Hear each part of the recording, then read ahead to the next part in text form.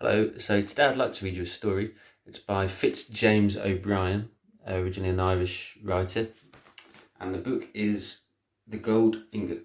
Apologise in advance if I make any mistakes and I have to edit them later and it's a bit cutty and jumpy. It's quite an old book, so apologise for any mistakes that I make. I'd just gone to bed. It was late and I was extremely tired because I had been reading the new study on physiology by C. Brown Sequard when the doorbell rang. It was winter and I must admit that I was not happy to receive a visitor at that time of night. Twice that week I had been called out after midnight for the most trivial causes. I was too young, however, to be able to refuse calls. It is only when a physician is successful with a large practice that he can afford to turn down calls. Grumbling, I went downstairs and opened the door. A girl was standing ankle deep in the snow which lay on the stoop. I could not see her very well because the night was cloudy, but I could hear her teeth rattling like castanets, and, as the wind blew around her, I could see that she was scantily dressed. "Come in, young woman," I said. "Come into the house and tell me what the matter is." She entered the house and I closed the door, shutting out the cold wind. While I was lighting a lamp in my office, I could still hear her teeth chattering as she stood in the hall. I asked her to enter the room, and without really observing her closely, I asked her abruptly what she wanted. "My father has had a serious accident," she said, "and requires immediate medical attention. I beg you to come quickly." The tone of her voice attracted me. It was sweet and melodious. I looked at her more attentively, but as she was wearing a nondescript shawl which covered her head, I could see nothing except that her face was pale and that she had large eyes. Her clothes were lamentable. She wore an old silk dress that had nearly worn through in parts. The hem of it was frayed and discoloured and clotted with mud. Her shoes were old and soaking wet. Her hands were hidden under the ends of the shawl which covered her head and hung down over her bust. Despite her poor appearance, she seemed to have a grace which is hard to describe. The second-hand laboratory. "How did your father hurt himself?" I asked in a tone that was considerably softer than the one in which I had asked my first question. "In an explosion, sir. He is very badly injured." "Ah, he works in a factory then?" "No, sir, he is a chemist." "A chemist? Then he is almost a fellow professional. Wait here a moment. I will get my coat and accompany you. Do you live far?" "On 7th Avenue, not more than 2 blocks from here." "So much the better. We will be with him in a few minutes. Did you leave him with anyone?" "No, sir.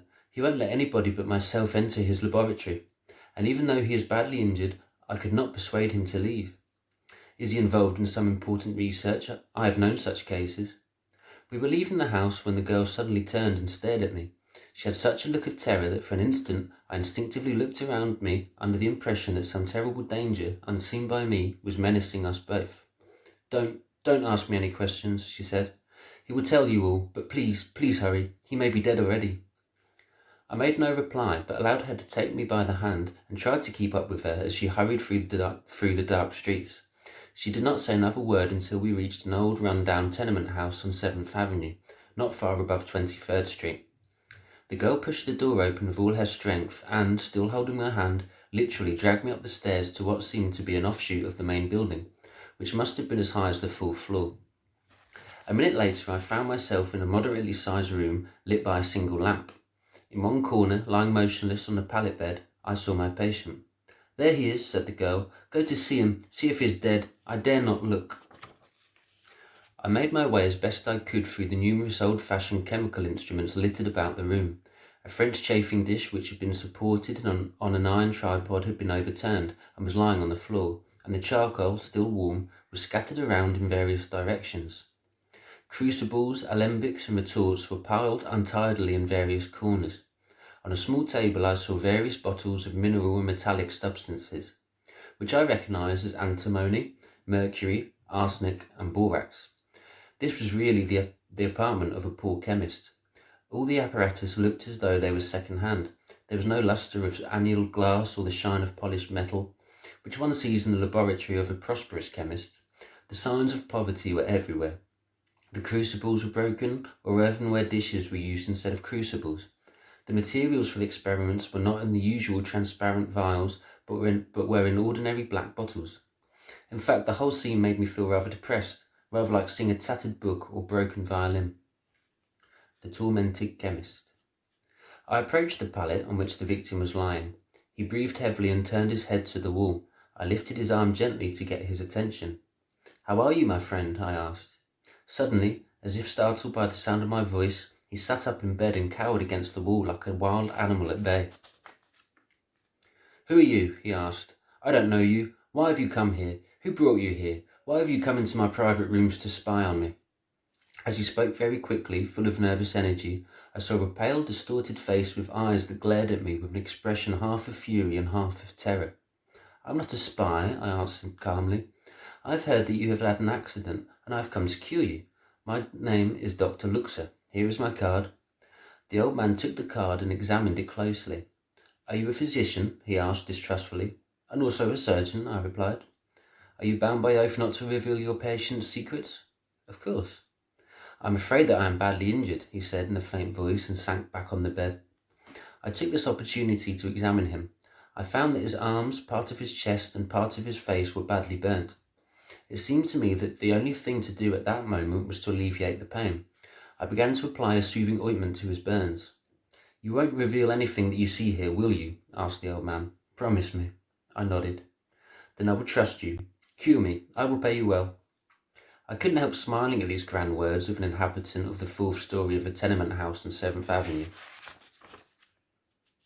"You mustn't talk," I said. "I will leave a draft to alleviate the pain with your daughter. I will visit you in the morning. You will be well in a week." "Thank God," murmured the girl, who was standing in a corner near the door. I could just make out her outline in the dimly lit room, but I could see that she had hands clasped together tightly. "My daughter!" cried the old man, once sitting up in bed. "You have seen her, then? When? Where? Oh, 1,000 curses!" "Father, father, don't say that. Please don't curse me," she cried. The poor girl burst into tears and flung herself down beside the pallet. "Are you still there, sir?" said the old man, turning to me. "I am the unhappiest man in the world. Talk of Sisyphus pushing his stone, of Prometheus gnawed by the vulture. These myths live on. There is my stone always crushing me. There is my vulture feeding upon my heart. There." With an expression of hatred, he pointed at the sobbing girl at the side of his bed. I was too horrified by this outburst of anger to soothe the chemist. The anger of blood against blood has a power which paralyses bystanders. "Listen to me, sir," said the old man, "and I will tell you what she is really like. You have given me your oath that you will not say anything to anybody. I'm an alchemist. Since I was 22 years old, I have pursued this wonderful and subtle secret.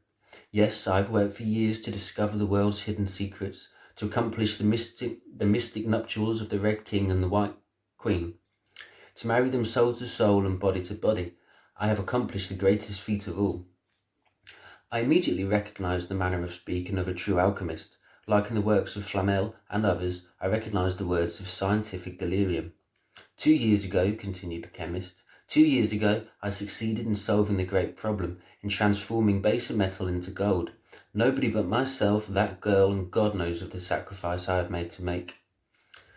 That what Nicholas Flamel accomplished in 1382, I did in 1856. I made gold. I thought I'd become rich and famous. I would rival the Medicis. I made gold every day. I worked from morning to night. I must tell you that I could only make a small and variable quantity at a time, totally different from the process I had read about in books about alchemy. I had no doubt, however, that things would become easier with experience, and soon I would be one of the richest men on earth. I toiled on. Every day I gave the gold to this girl, telling her to store it away after she had supplied our necessities. However, I was astonished to see that we lived as poorly as ever. At first I thought my daughter was being prudent, thinking that she was trying to accumulate some capital so that we could live at ease. I thought she had taken a wise decision, so I did not reproach her for this behaviour. The gold I made was, as I said before, of an invariable size, namely an ingot worth $30 or $45. In 2 years I calculated that I had made 500 of these ingots, which, rated at $30 each, would amount to the gross sum of $15,000. After deducting our moderate expenses, we should have had nearly $14,000 left. I thought the time had come to surround myself and my daughter with the comforts that our means allowed. I asked her to dip into our little hoard. To my total amazement, she burst into tears and told me that she did not have a cent. All our wealth had been stolen from her. I was overwhelmed by this news, but even so I tried to discover what had happened. She could give me no explanation except tears and sobs. It was a bitter blow, doctor, but nil desperandum was my motto, so I went to work again and redoubled energy. I made an ingot nearly every second day. This time I was determined to put them in a safe place myself, but on the first day, Marion, that's her name, came crying to me, begging me to allow her to guard our treasure. I did not want to at first, but finally she persuaded me of her tears and even threatened to abandon me. Since then she has taken the ingots. Yet look at the way we live. We don't have enough food, and what we have is bad quality. We never buy clothes, and the rent for this hole is practically nothing. What am I to think? Is she a miser or a gambler, or does she squander it in places that I don't know about? Doctor, do not blame me if I curse her, for I have suffered greatly. The poor man closed his eyes and sank back in his bed, groaning. I looked at Marion, who had taken these accusations with an air of angelic resignation.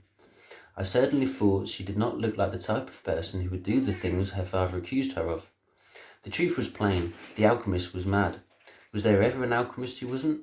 I felt pity for the girl. Payment in gold. What's your name? I asked the old man, taking his hand in mine. William Blakelock, he answered. I come from good Saxon stock that bred true men and women in former days. How could such a girl come from our line? With these words he gave her a look of hatred and resentment which made me shudder. Could you not be mistaken concerning your daughter? I said very softly. Delusions with regard to alchemy are, or have been, very common. What? What? Cried the old man. Do you doubt that gold can be made? Do you know that Fyodor Tiferou made gold in Paris in 1854 in the presence of the head of the Imperial Mint? What proof do you need? I will pay you with one of my ingots, and you will treat me until I am well. Marion, get one of the ingots. At these words Marion became pale, but neither moved nor made any reply. Give me an ingot, repeated the alchemist angrily. The girl looked at him imploringly. Her lips quivered and two large tears rolled down her white cheeks. Obey me, wretched girl, shouted the old man, or I will lay my curse on you forever. I felt for a moment that I should interfere and spare the girl such anguish, but a great curiosity to see how this strange scene would terminate held me back. At her father's last threat, the girl jumped up, went into an inner room, and returned with a small object which she placed in my hand. She then flung herself into a chair in a corner of the room and sat there weeping bitterly.